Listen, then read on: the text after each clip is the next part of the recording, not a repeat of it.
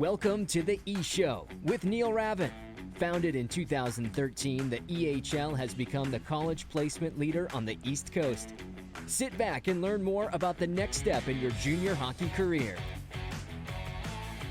Welcome to the E-Show, presented by the Penalty Box Foundation. The Foundation's mission centers around their daily motto, "We take care of our own," as they help out all of those within the hockey community who've experienced a catastrophic event.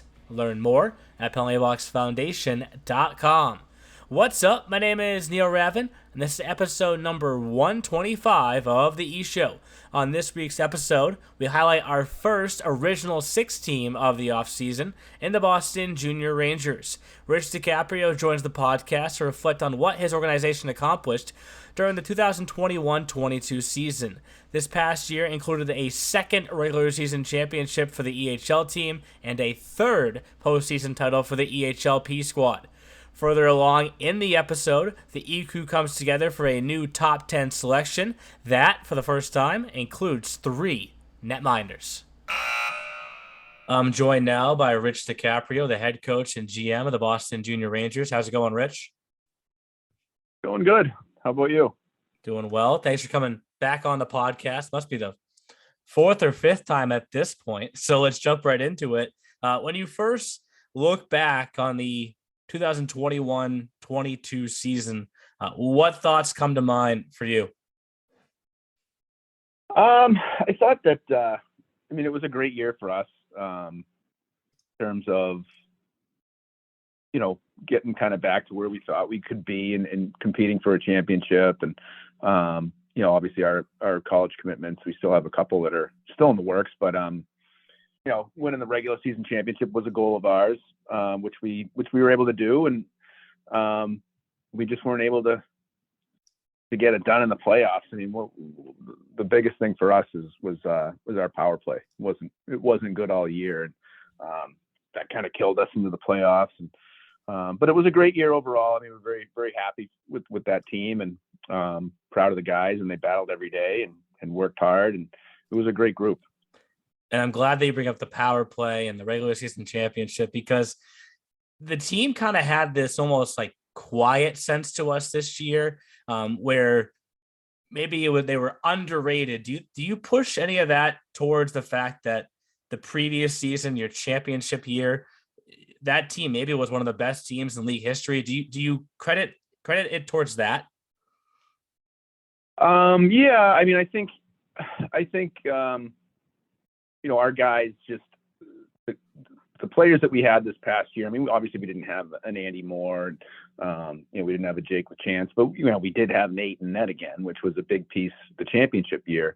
Yeah. And it was an even bigger piece this year, to be honest with you. But I thought that the guys, they competed, and it was a credit to them. We didn't have the talent that we had 2 seasons ago, but I think the way the guys worked, through adversity and perseverance, and never quit in any game, battled every day in practice and had fun coming to the rink. The guys were happy every day. So, you're going to win games when guys are feeling happy and guys are working hard. And it was a really good team chemistry.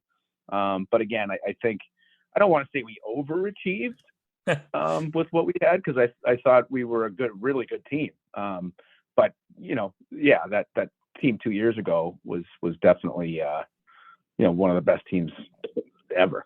Yes, in the league. In league history for sure. And you mentioned a name that was a part of that team and this past year's team, and he'll be a part of the top 10 when we recorded that part of the episode as well. Nathan Miller. Mm-hmm. Let's go back to when he first got to your program. Did you realize he was this good? Or did this kind of surprise you? I didn't know he was going to be that good. I knew he'd be good. He was coming from one of my advisors that I trust out in Minnesota, and he sends me most of my Minnesota guys all come from him. But he said he was going to be a really good goalie, and I had a conversation with him over the phone in the summer before he got here, and asked him what kind of goalie he was. And I remember having with Billy Gerard and how well he played the puck. We kind of grew accustomed to that. Nolan Egbert was the same way, was a really good puck playing goalie. so I asked him, I said, hey, the last few years we've had some goalies that really played the puck well. And, I really like that. Or you like that? Do you play that way? And he's like, yeah, that's all I love to do. He's like, I love playing the puck. And so I was, happy to hear that. And then when he got here, it was funny because we scrimmaged the Abs that first year. And, he had, I think Mobley was his goalie then. I forget who it was, but after the scrimmage, we both looked at each other and we were like, and Nate had played and his starter had played. And we both looked at each other after the scrimmage and said, our goalies are not good. We didn't think they were going to be good. We were like nervous about it because they stunk in the scrimmage. And, and then it just ended up being, his goalie and our goalie were the top two goalies in the league. And, Nate, I remember talking to Nate during the year and saying, hey, Babson should be a school that's on your radar. He's a great student. And he never even heard. He's like, what's Babson? Never even heard of it. Because those kids out west, Midwest, they don't really know much about the schools out here. So, and then fast forward to now, he's going to Babson. Yeah. But yeah, I didn't think he was going to be as good as he was. He's just a tremendous competitor and great kid, and just wanted to win. 52 all-time wins. Single digit regulation losses, 9, right? The 1.47 goals against, 951 save percentage, 18 shutouts. So many marks that are going to be hard to break. But on top of that, to your point, 7 assists. Is that the one that you think will be the hardest to ever see broken? 7 assists from a goalie in 2 seasons? I think that, and I think the shutouts. I think that's going to be a tough one to beat. I think he had this past season 28 starts and 13 shutouts or 15 shutouts or something. Silly, like half of his starts were shutouts. When he gets hurt in that wild card game and he's trying to keep himself in the game, did you even get a chance to talk to him, or was it more just your trainer and him having that conversation? Yeah, no, it was. He said he was fine, and then I was watching him, and he kind of made a signal over to the bench like he can't go, and Rochi went out and kind of took him off the ice, and then he came back and came over to the bench and said he's done. He's got an ankle, a really high ankle sprain. Fortunately we had CJ, and CJ went in and he hadn't played in over a month, and he gave us an opportunity to win. So we were still right in the game, but it was definitely a little nerve wracking. If we had won that game, move on, we wouldn't have had Nate in Providence. So. Yeah, but you did have your EHLP team, and I'm sure we'll get into this in the top 10 section of the segment of the podcast as well. Your EHLP team, every single season, is a contender. Broad question: why is that? I just think that we've got a proven system within the program. We've only got the 2 teams. We don't have U18, we don't have U16. And I think the players see the direct movement from Premier to EHL to college. If you look at all of our top Premier guys every year, those players, like from this past season, you got Bichette, you got Doss, you got Merriman, all these other, there's a bunch of them that could have all probably played in the EHL somewhere. But they trusted the process. They trusted us as coaches, and we tell them, look, you have a chance to win a championship with this team, and move up, play on the top team the next year, and go to school. And we've been doing that for years. So it's not, we don't just say it. It's actually, you can actually see it. So I think, it takes a lot of phone calls, and we're talking to a lot of players, and there's a lot of kids that we don't get to sign because they don't trust the process. But if, with the Premier team, if you can have, 6 or 7 forwards and 4 defensemen that are, and obviously good goaltending, which we've had, you're going to be a contender every year. Yeah. And you mentioned some names I want to bring up now, because it's funny. You've had these, forwards of the year that have come up and have just not missed a beat at the next level, right? Look at the first pair that you had. You had the Johnny Andrews, Mike Mcpherson duo. Then you had the Johnny Malandrucolo, Ryan Bailey duo. Is Bichette Doss just the next duo to do the same exact thing? Well, I think there's Bichette, there's Doss, there's Viola, there's I mean, I'm probably going to forget guys. But there's yeah, I think those guys can step right in and contribute. And obviously with Merriman, Merriman reminds me of Mitchell Haight. I call him Mitch Haight 2.0. And and then you got Mitch Taylor moving up. So I think those forwards. I think there's a handful of forwards that will be able to step right in and contribute. You bring up Mitch Haight, I'm sure a player that we're going to talk about as well in the top 10 part of this. When you see another player come in, how can you make a comparison like that you see him as 2.0? What is he doing on the ice that makes you feel that way? His skating, he's not as tall as Mitch. He might be a little bit of a stronger skater than Mitch, but Mitch was very smooth. And so is Chris. Chris is a very smooth skater. He's got really good hands. He defends well. He uses his stick well. But then on the other side of it too, is just off the ice. Like he's just an unbelievable kid. Which Mitch was, top 10 ever in Ranger history in terms of character, right? So, and I think Chris is right there with him in terms of just his character off the ice and how much he cares, and great teammate. And he reminds me a lot of Mitch. And Mitch is one of the guys. And no knock on Mitch, but I think he's going to be better. Okay, well he'll hear that. He's going to hear that too, just so we know, because he's one of those guys that has. I love you, Mitch. He's one of those guys that truthfully has kept in touch. Right, I'll always remember a picture I got of him watching a game with Chance Gorman from the Wizards, right? Because they're both at Elmira together. How rewarding is it to have alumni who stay in touch and keep in touch as much as your guys have over the years? No, it's great. Every once in a while. I mean, just the other day, I got a text. I still have the old group from the 99 season. The group is still in the text with all those guys. And every once in a while they'll shoot out a random picture. And, some of them I can share, and some of them I can't. So, but no, it's good. I get texts from those guys a lot, and every once in a while I'll get the Brockport guys together and sending pictures. They're all hanging out, maybe smoking a cigar, and hey coach, it's pretty cool. And you mentioned that those 99s. I know we've talked about this a little bit before, but since we're kind of in that mode of looking back, to not be able to finish that 1920 season and then really cap off the 2020-21 season with a championship.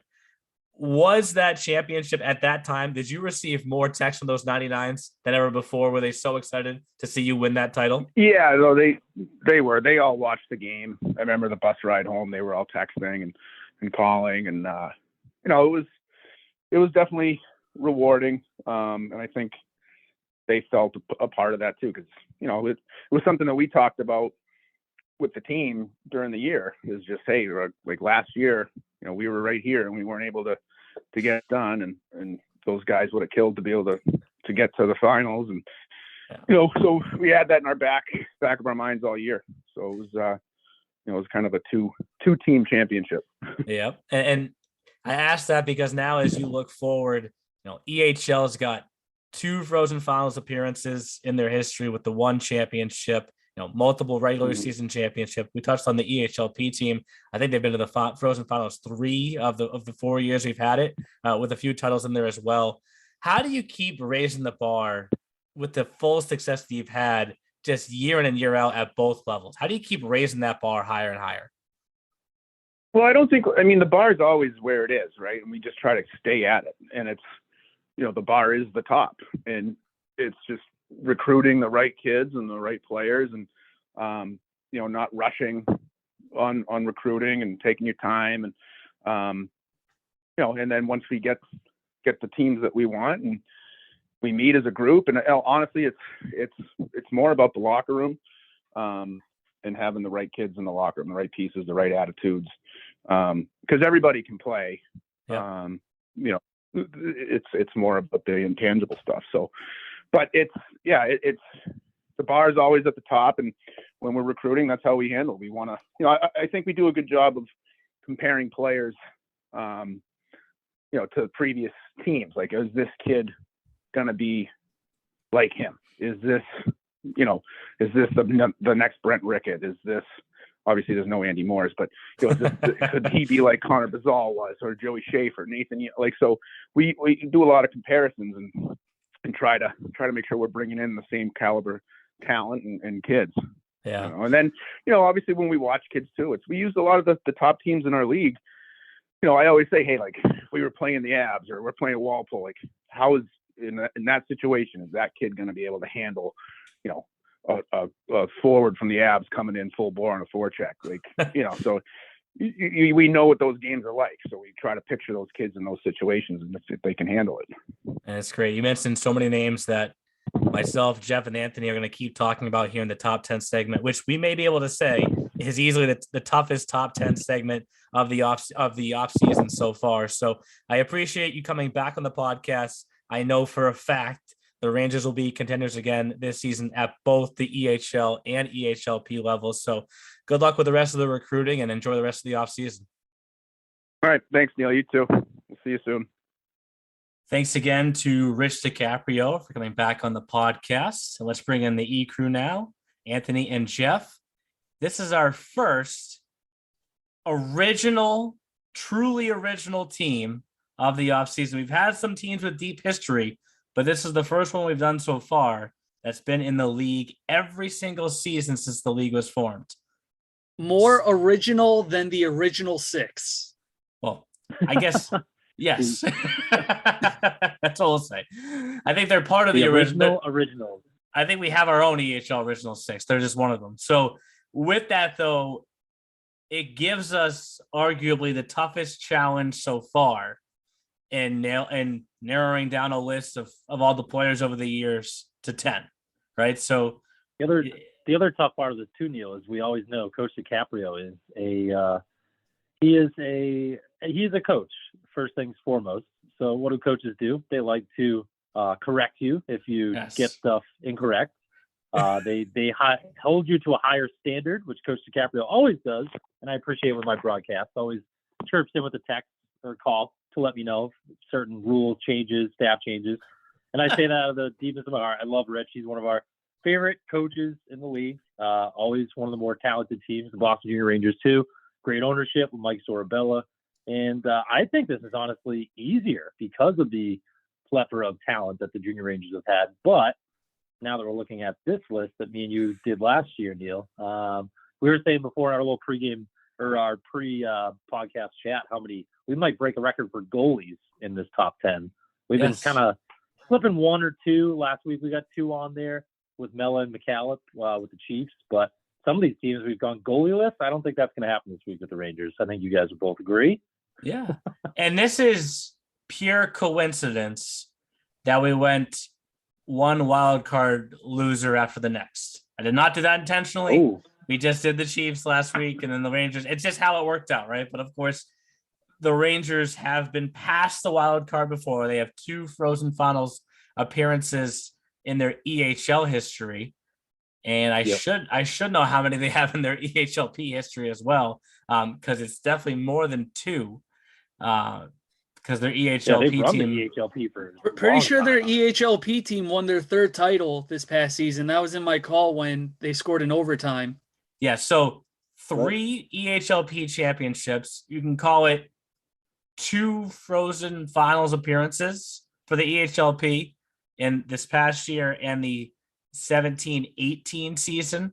So they've won 2 EHLP titles in Providence. When they won the 2015-16 EHLP title, that was my first year in the league, and that was over the Bandits, I believe. They actually made it to the finals the following year, also 16-17, and lost to the Revolution. So they were in the last game of the season, if you will, for the first 3 years of the EHLP. Yep. Got knocked out. We know 2020, the season got canceled, so we don't know what can happen then. They've been almost on appearance every year. Yeah, don't skip the Wolves year. The year the Wolves won, they had to go through the Rangers, right, to get there, right? Right. Then the playoffs got canceled. Yes, 21 was the year the 87s won.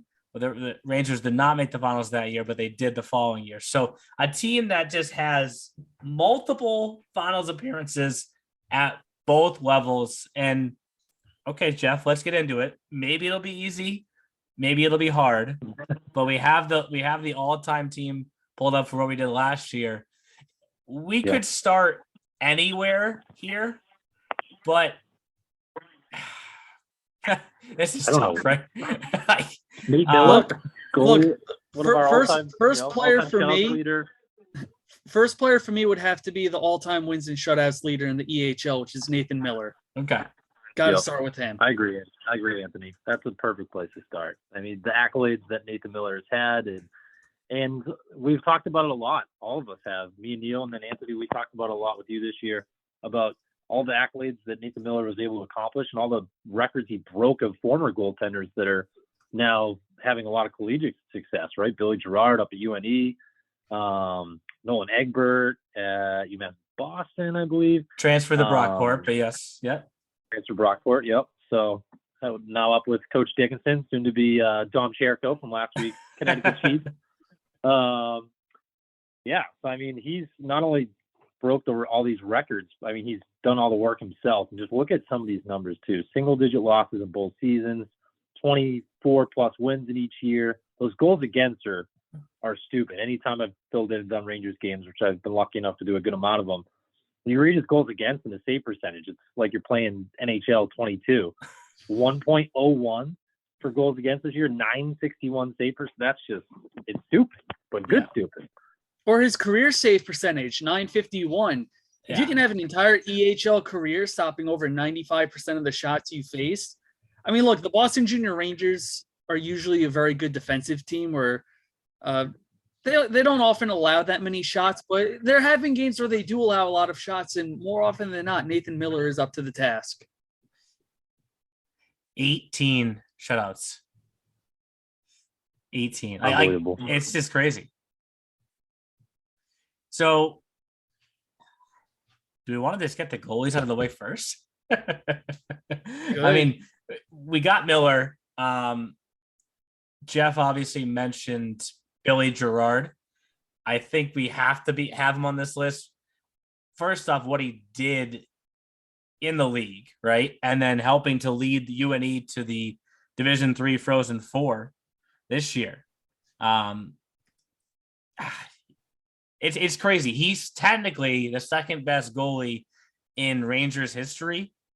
He would be the best goalie on any other team, right? He's the second best goalie in league history then, right? You can kind of say that. EHL team. Right? Yeah. I know Caden Primo, what he's done as well, but he was only here for a season. Billy Gerard and Nathan Miller, 2 seasons apiece. So, I mean, he has to be on this list, though, of course. Yeah, absolutely. I mean, that's the thing. You just nailed it as far as with Caden Primo. He was phenomenal, but he was here for a short amount of time. So when it comes to, and actually that reminds me of, did we do an all EHL all-time team last year? We did. We did. That's right. That'll be talked about in, I believe, our season preview this year. Yeah. So we're going to redo that again this year? Do another 10? Might as well. Might as well. Look at that. 2 goalies to start things off. And it worked out great for the Rangers that it really was Gerard. It was really Egbert into Gerard, and then Gerard into Miller, and then gigantic shoes for whoever wants to take the net next. So possibly Chris Jackson might be coming back. Coach possibly Chapter said there's a spot for him. Yep. In terms of this top 10, though, is there anybody else that could make it on this list? Because I can pull up 2 names that we can think about for if there's spots at the end. The first goalie goalie-wise? Yeah, goalies. I mean, the first goalie that Jeff was mentioning in Nolan Egbert, a lot of these records that were broken by Gerard and then broken by Miller were set first by Egbert, right? Yep. So you could possibly put him here. And then on top of him, you also have Evan Morelli, who only spent a season with the Rangers, but then helped Plymouth State win 4 straight MASCAC titles. So, but that goes back. That goes back to our whole tiebreaker of using the college experience to maybe get somebody in over somebody else. So why don't we just leave these two as is, and then get to the skaters, because just those 2 foundational pieces are a gigantic start for this organization. Well, you know what's interesting I see about the Boston Junior Rangers, for being an original team, and unless the elite prospects page is wrong, there are 0 players that have recorded 100 or more points with this team. So if there's any team that can be goaltender heavy, having 3 or 4 goaltenders, it would have to be the Boston Junior Rangers, because they're like, I mean, because I always say how the 87s are known for their offense. The Boston Junior Rangers are known for their defense. Yep. And maybe it's balanced scoring. You know what I mean? That too. That's always been the recipe, I feel like. I mean, look at guys like we always talked about good old Johnny Alphabet, Johnny Malandrucolo, the buckets of goals he poured into the EHLP, goes up to the EHL, was still a very good player, but wasn't putting in 110 points because the adjustment from Premier to the EHL, different speed, a little more physical. So like you were just saying, you become more of they teach the same systems between their Premier and their EHL, but because of the style and the opponents, I think it caters more towards a scoring by committee, which they've done really well. But I mean, you still get guys like Brazal, Mcpherson, Andy Moore that put in good amounts of points too that will probably end up on this list. I mean, Connor Brazal is definitely a guy I think of that when it comes to talented forwards is someone that played a pretty important role in that championship game, would you say? I would say got so. Their first trophy. So that was a game tying goal. Anthony brings up that point about no 100-point scorers at the EHL level for the Rangers. McPherson's raising his hand to say, Anthony, just a reminder, I put up 100 in 1 year in the EHLP. I mean, this was Malandrucolo did too. Yep. This was I was just going solely by the EHL team. 100%, right? But look at these numbers, right? This is McPherson, right? So he puts up 100 points combined in his first season in the EHLP. Obviously, forward of the year, MVP, well deserved, right?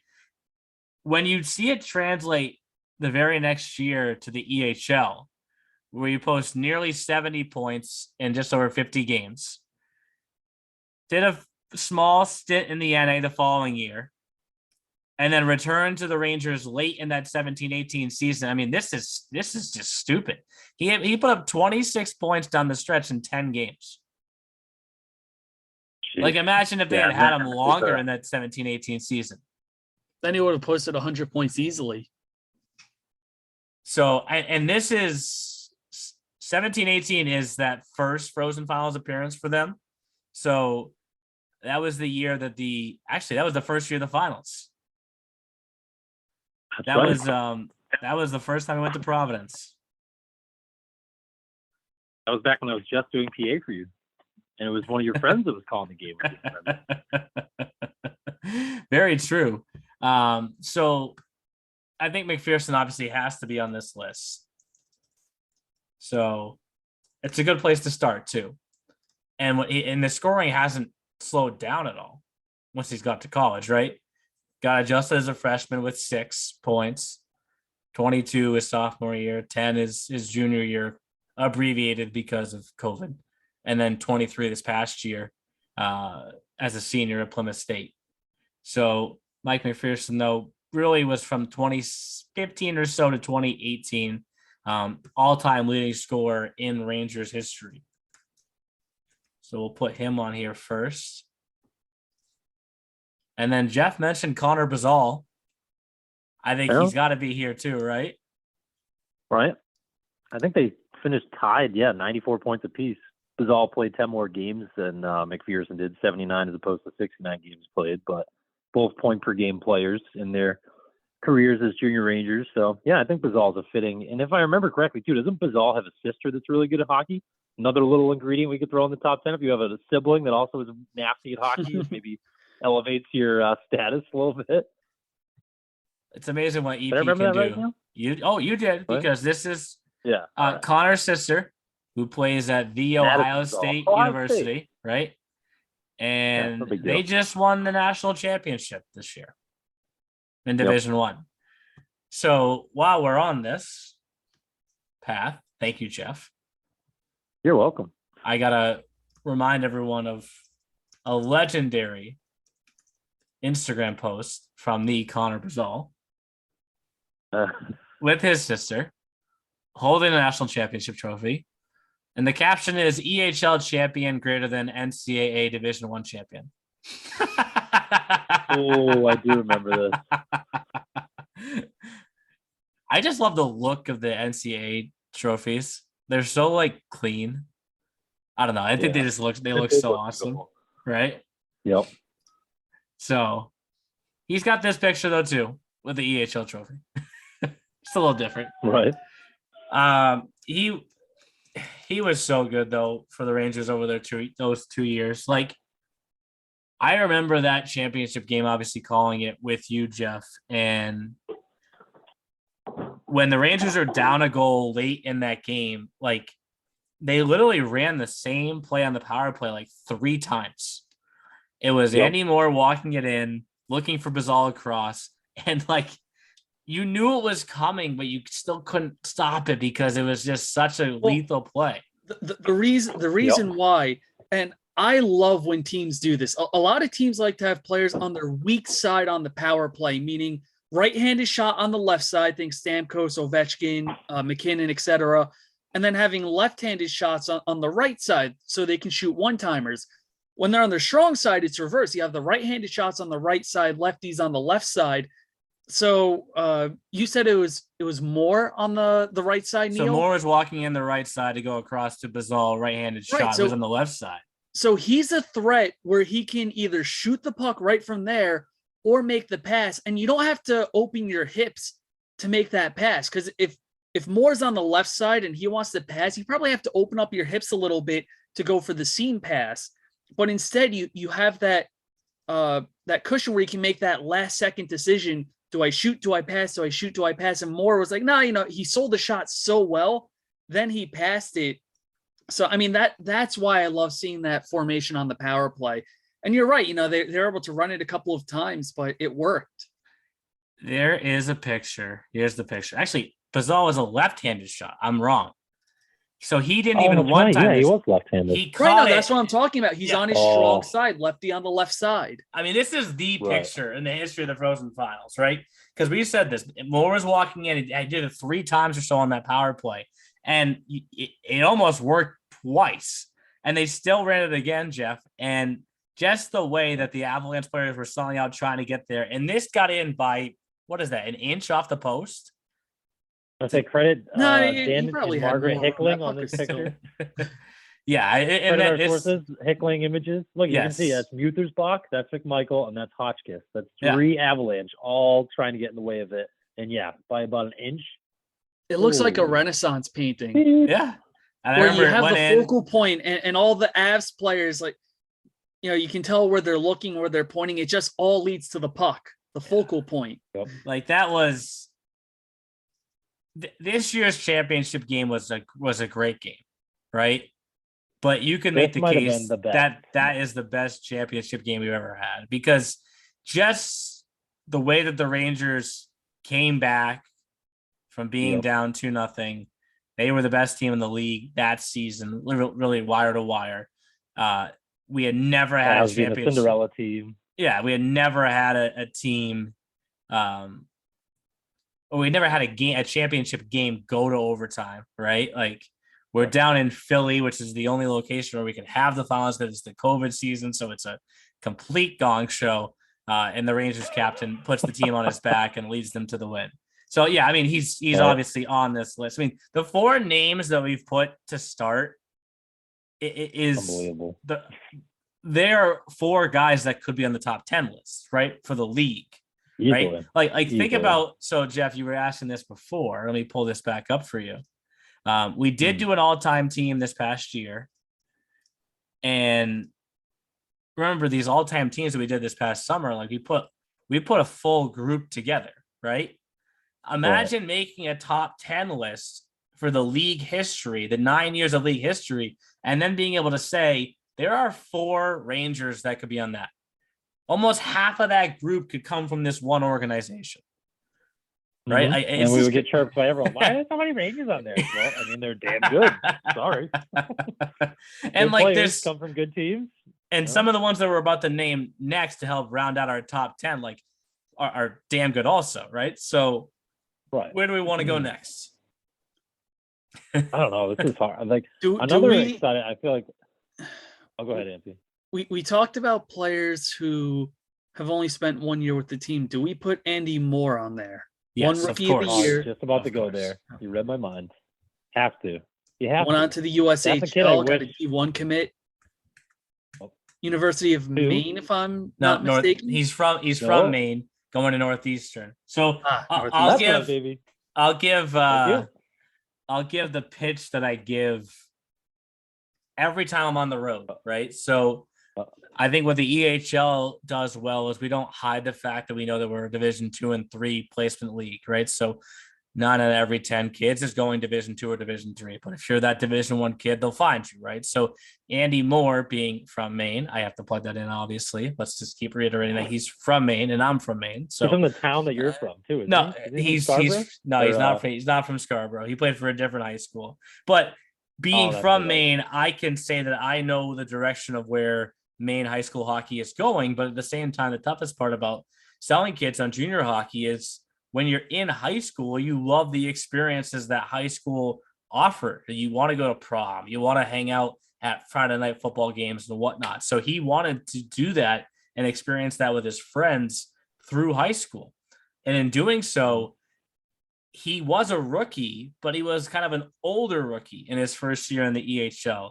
Could he have gone straight to the NA or maybe even USHL? He probably could have. He was good enough to do that, but he is just getting his first taste of junior hockey. So he thought, why not the EHL for a year, right? So he comes in, wins Rookie of the Year, was good enough to be the MVP also, and then goes out and plays his second season with Cedar Rapids in the USHL. Is actually going to go back, I think, for one more year.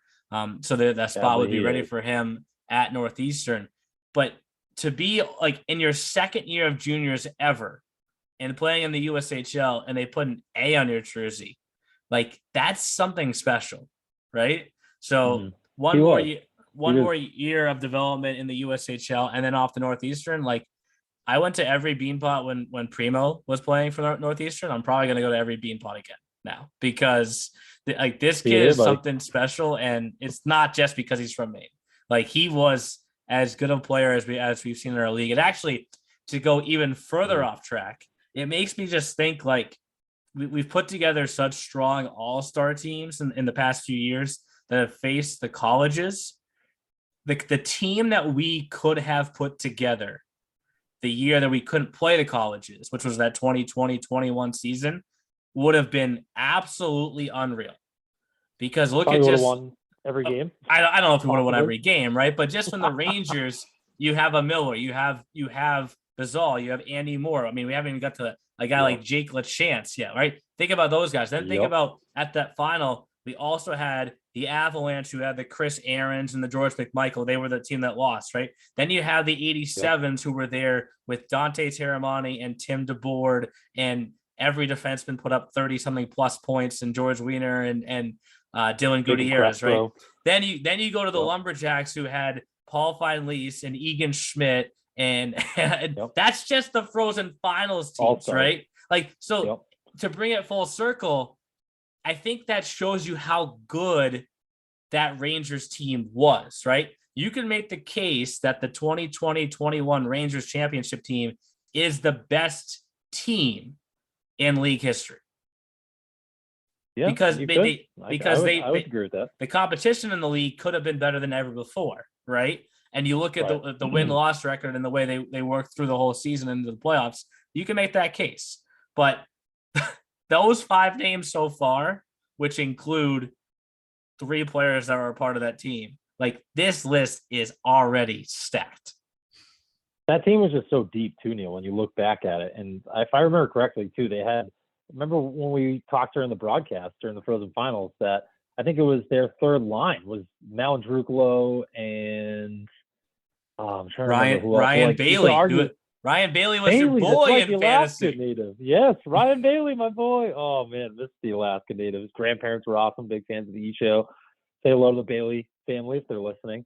But yeah, so I mean, their third and fourth lines that year could have been first lines anywhere else in the entire league. That's how deep that team was, and that's why they eventually became the champions that year. They could just roll four lines like you see in juniors, college, and the pros. When it comes to playoff time, you got to be able to roll four lines. If you can only roll one or two, it just catches up to you, and you end up, puttering out on fumes. But that Rangers team was, yeah, I would say that I would agree with that. Been around as long as you have with the EHL, that is probably one of the best teams of all time, for sure.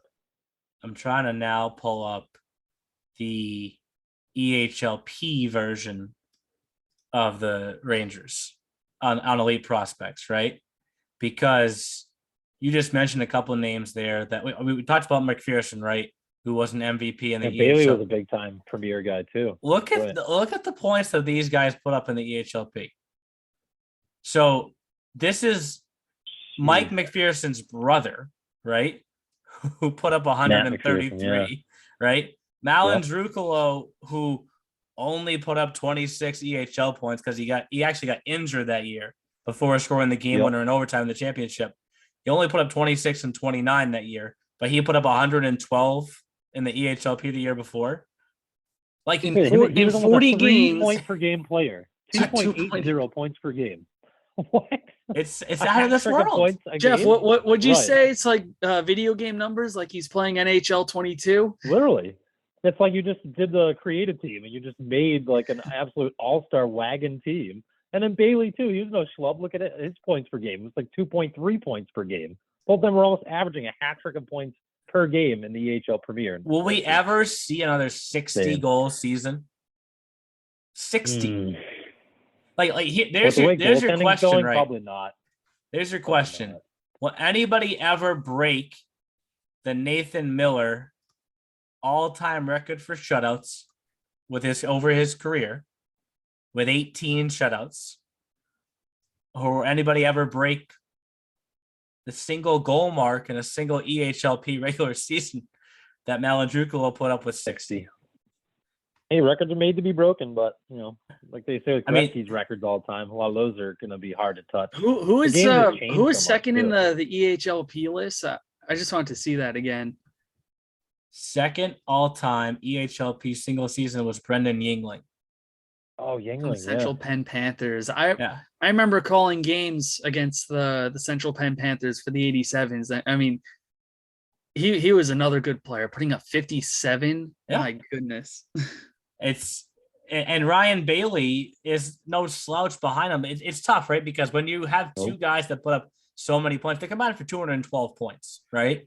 So Bailey is just as much an MVP candidate, forward of the year candidate, as Malin Drukalo is that year in the EHLP. But because he has got a few more points, he gets the nod over him, right? Like, look at some of these numbers, though. Really, you can talk to Rich about this for days. It was really early on, the Mike Mcpherson, Johnny Andrews duo in the 15-16 season that kind of laid the foundation for the future Bailey Malin Drukalo duo in the 19-20 season. Guys that then moved their way. And McCrone's too, right before them. They're both McCrone's brothers, right? Wasn't there two of them? Wasn't there Brett multiple? And, So they were right before them. Here's Brett. There's a Derek also. Derek, that's the other one. Yep.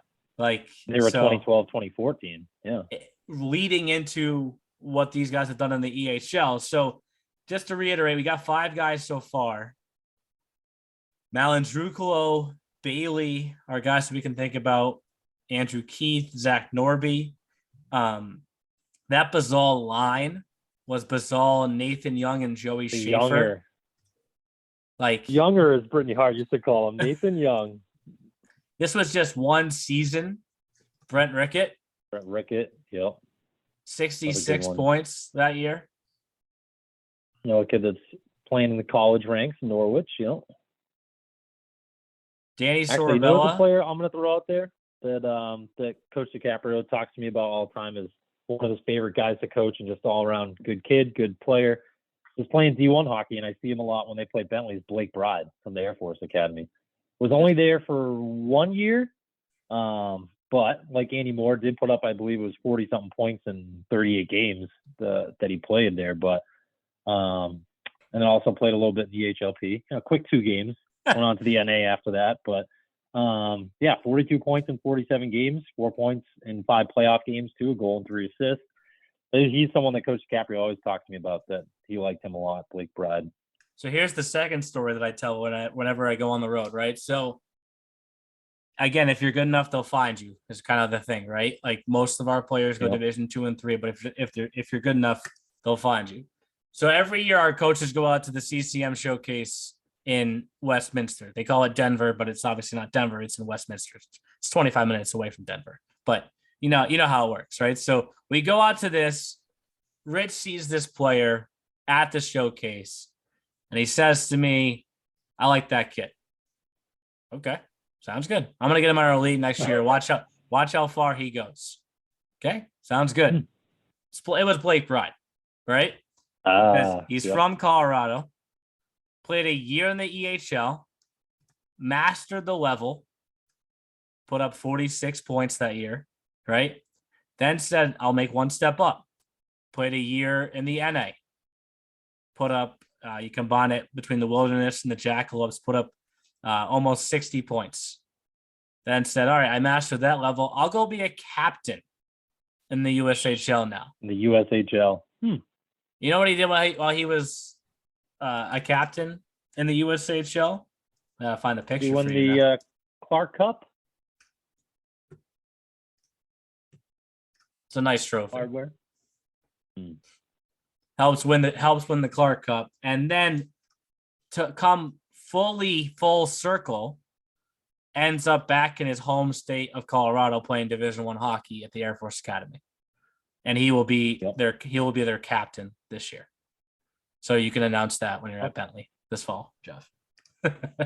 Captain Blake Bride, always do. No, and he's one of those guys. He hasn't been putting up buckets of points, but he's very noticeable at Air Force.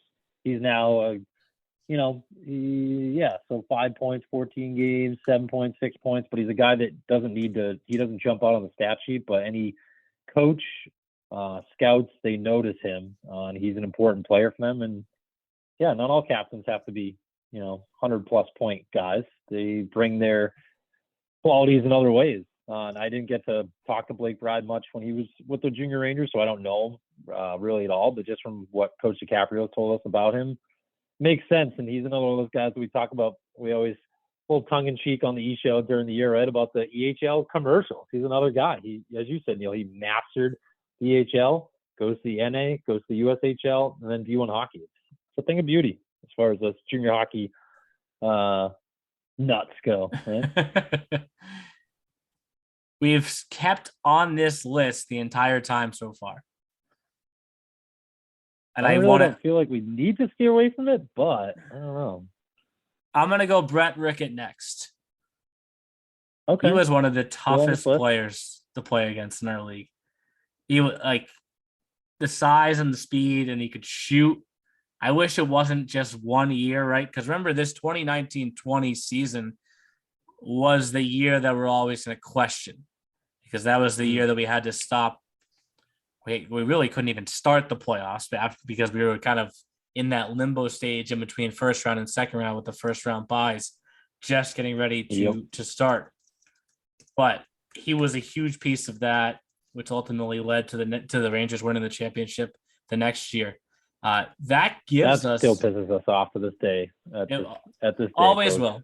Always will. All those teams, not just the Rangers, all those teams, the Lumberjacks, the Avalanche, every team, the Wizards, they were all loaded. We were just juicing for that playoff, and then just to get it ripped out of thin air like that sucks. But hey, staying on to positive things.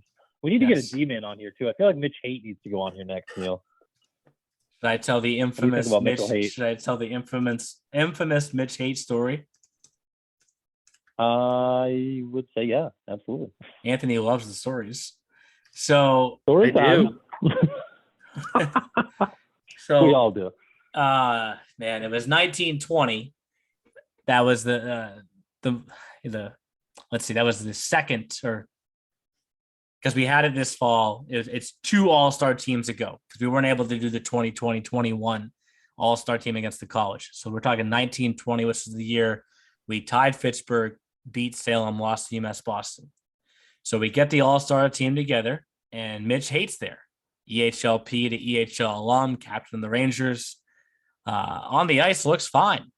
Off the ice, he's walking around with a walking boot like he has a broken foot. And I'm did something happen during practice, Mitch? Like, do I need to bring somebody else in? No, I just always wear this. I go, are you injured? Yeah, I may have like a small fracture in my foot, but like it's fine. I go, so like if you took a shot off that foot, yeah, like if you took a shot off that foot, like is it still gonna be fine? Well, probably not, but I'm just kind of playing through it right now. And I was like, okay, if we need to bring somebody else in, I guess we could, but like you say you're good, so we're good. I mean, it was you've seen walking boots, they go halfway up your leg, right? Yeah, and I'm like, okay. And he just takes it off, gets on the ice, gets off the ice, puts it back on. He was awesome though. Like one of the nicest kids truly to ever be in our league. And one of those kids that keeps following it too, off at college now, at Elmira. Like he was so just steady, just constantly in the right place, never out of position. Not one of those D that would show up really a lot on the score sheet. Not that D's had to. I mean, he still put up 64 points as I say that, right? I was surprised how many points he had. He is the all-time games leader, 126 games played, edged Andrew Keith out by 3 games in Junior Rangers history. Also was a unit, too. I remember his size, 6'5", 201 pounds. Absolute unit. That's what you want. You can't teach size, right? That's what the coaches always say, but he was just an absolute unit. Left-handed shot, too, I think, if I remember correctly. Yes. Lefty. I'm looking at the way his shoulders are in this picture. I would believe that's correct. Big kid. You say you can't teach hate. Huh? Oh, that's why I always say healthy hate on my broadcast. That's Sean Walsh's favorite. So we healthy have 8. We have 8 for so far here. 8 players. 8 including hate. Here we go. We haven't put on the list yet. Danila Larionovs, who's playing pro now. I forget what league. I apologize. Scored the game-winning goal for the Rangers in the EHLP 2018 championship game. That was that first Frozen Finals in Providence we've been talking about. Then jumped up to EHL. Danilo Ovchinnikov. Mentioned the chance earlier. Yeah. Danilo Ovchinnikov was one of the fastest players we've ever had in the league. Yeah. Eric Zohoffs. Right. He was legit. We talked about Ryan Bailey. We talked about Nathan Young. Danny Sorabella won every faceoff when he needed to. Right. Connor Doherty was great that same year as Brent Rickett, 1920. We got Mitch Haight. Jake LaChance was probably the D of the year if he plays the full 2020-21 season. Right. Yeah, he was quick. I want to talk about steady. Damian Dangweger was never out of position. Never out of position. That was a great name too. Yes, Jared Burness, lifelong Ranger. It felt like Grinwald and Dangweger were the pair. Dante Flory. You want to talk about size, Jeff? You remember how big Flory was? When I was looking at his name earlier, I was trying to remember him. Some of these guys, now that we've been here so damn long, it's like some of them are starting to waver in my memory. It's 6'5" Flory, also. Was he bigger than Haight? Yeah, 6'5". I want to say that's even like an inch off. Like he was gigantic. I remember he stood next to me once, and I was 6'7". Yes, 7 feet. We'll just round up. Yeah. A name that I mentioned earlier, but didn't make this all-time team was Joey Schaefer. We talked about Nolan Egbert. Yeah. You know, there's other goalies that you could even talk about that didn't spend nearly as much time in the league. Come on. Was it Aiden Curry? That one I remember. Aiden Curry now at Brockport. Right. I'm trying to find. And Chris Jackson, if he comes back this year, he's been there for a couple of years. He's a good premier player, and we'll see if he does come back and what he would do. He would further cement himself in the goalie history there. This is Mike Robinson, who only played only played 8 games with the Rangers, but now is at now is in the ECHL. He was the start. Wow. Did you hear that song just start playing in my ear? No. Oh my What God. was it? I don't know. Some music just started playing in my ear there for some reason. I don't know why. I had to close out of that window. Interesting. I'm totally distracted now. Elite prospects. I love their ads now. Here we go. Oh my God. But he was a 4-year guy at UNH, starter his last couple of years. I mean, there's just so many players that have been so good over the years for the program. Is another good one. Here's a player that can come back this year. Keep your eye on Victor Malzahn, right? Oh, he was real good last year. One of the better offensive defensemen he's had. Yeah. That Rich has had. Look at all these names. Another big veteran from you loved Nick Cullinan in fantasy. Nick Cullinan, real good. Jack Hargis, Captain Jack, loved him. Another good one. Aiden Zukowski with the invitation to Jane's Chicken Party. Oh my God, I remember that. Oh God. Connor Galloway. Remember, like, look at the numbers. Yep, Galloway. He had one. I don't know if it's going to show it here. He had one just absolutely monster weekend at Brockport this year. I mean, look at that. I know I think he's technically a sophomore because of the missed year. 31 points in your first season of college hockey. Like, damn. So we have plenty of options. Coach Dickinson keeps coming back to the EHL. I wonder why, Neil. Yes. We have plenty of options with 2 spots left. What do we want to do? Go? Ooh. I don't know. Just looking down this list, all these guys that we've named off. I mean, oh boy. Jake Blackwell is another name I remember. Jonathan Andrews. Let's see who else. Will Halecki from this past year is another good guy. This guy was on our all-time team, another player that wore the C. I keep going back to Nathan Young. Earlier, yeah. Want to get him on there? The old Younger? I keep going back to him. I mean, that first season, if he doesn't get injured, injured that first year, maybe he can put up 21 more points and 30 more games, and he actually hits that 100-point plateau. Yeah, I think that would be a safe bet for sure. Was another captain of that championship team. So I remember throw Younger on there. When he got injured in that 18-19 season, how devastated Rich was because he knew how good he could be. But immediately got him set to come back the following year, rehab, put up 29 points, and then that championship season, 43 in the regular season, 9 in the postseason. Like he was huge. Maryland kid. Difference maker. Yeah, played for Team Maryland's youth team for quite some time. There's 9 guys there. I think we need another D, right? Isn't Haight the only defenseman we have on here? Do we want to put LaChance on here? LaChance, Burness, Danweger. Yeah. Say Burness was the guy that was there forever too. Like we said, he was like the Van Wilder of the Junior Rangers. Felt like he was there for 10 years. It's that this championship year for them, like that's the season that, as much as we'll always look back on the 1920 season and say what if, like I'll always look at the 2020-21 season and just think how special the league was that year, right? Like you're never going to have a kid go play a year at Wesleyan, then come back and play in our league, come back, and then be able to go back to Wesleyan. Just because, I mean, knock on wood. Hopefully the world never has to experience COVID again, right? But because of that, that's what we were able to have. Like he was so good too. Everything ran through LaChance on that 2020-21 season. Yeah, he was a trade deadline acquisition. I remember Ethan Hedepree was another big trade deadline acquisition for them that played some good bottom 6 minutes. And yeah, I feel like the Rangers always have good trade deadline moves.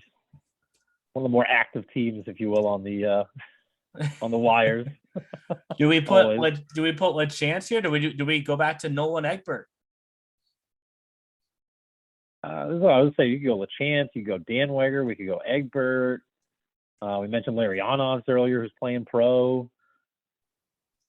We've never had a third goalie in the top 10 so far this offseason. Right. We call Rich in and ask him real quick. No, Put pressure on him. we'd have to start over. Right. No, throw it out. Won 11 games this past year at Brockport. I'd be fine throwing him on there because we talk about. I mean, it would only make sense that the team we always talk about on the E show of having the best goaltending, having 3 goalies in the top 10 would make sense to me. All tracks.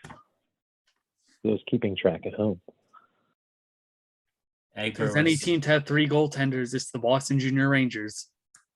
Yep. So probably one of the only teams we'll have that'll have 3 goalies. I would agree. I would think Avalanche would be close. I think this is the list, guys. Was it as easy as you thought it would be, Jeff?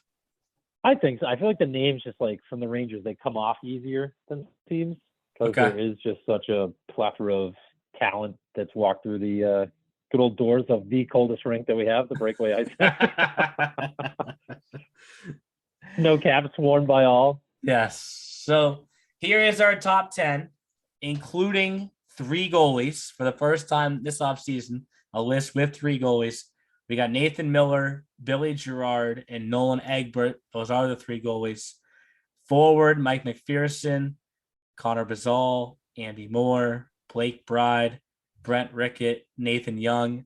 I know it's just 1 D, but he was a good D. Mitchell Haight. Most of these guys wore letters for the Rangers. All were a huge part in helping them win that championship. Even if they weren't on that 2020-21 team, they set the foundation and they've made the Rangers truly one of the best programs in our league, which shifts us back to the North now because we've done 2 in each division, South, Central, and East. So maybe North, we'll just go back-to-back Rangers and Avs. I was going to say, it's only fitting, right? Maybe wouldn't have it any other way. Maybe we'll do that next week. Sure, Sorella and DeCaprio would agree. Yes. Maybe we'll do that next week. So, all right, guys, we'll talk to you then. Good. See you boys then. Thanks for listening to The E Show. Learn more at easternhockeyleague.org and follow us on Facebook, Twitter, Instagram, and YouTube. Also, be sure to subscribe and get notified when next week's podcast is released.